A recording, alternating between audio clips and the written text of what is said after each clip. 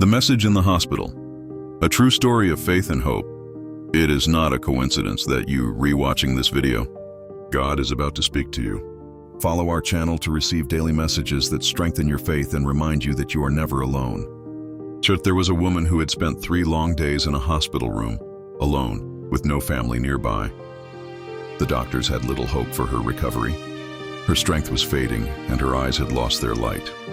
That night, while everyone else was asleep, a nurse she had never met quietly entered her room. He took her hand gently and said, "Don't give up. You are not alone. God still has a purpose for your life." She smiled weakly, tears falling down her cheeks, and whispered, "Thank you.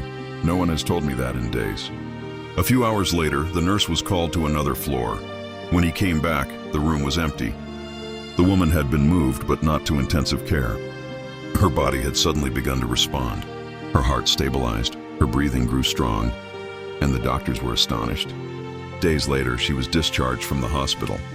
Before leaving, she asked for the nurse who had spoken to her that night. The staff looked puzzled. No one with that description had been on duty. She smiled, looked up, and said, "Then I know who it was. God himself came to visit me."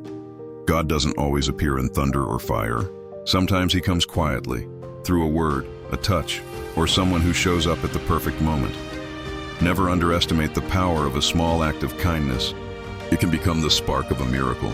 Oh, and thank you for watching this story of faith. If this message touched your heart, follow our channel and share it so that others remember that God still works in silence.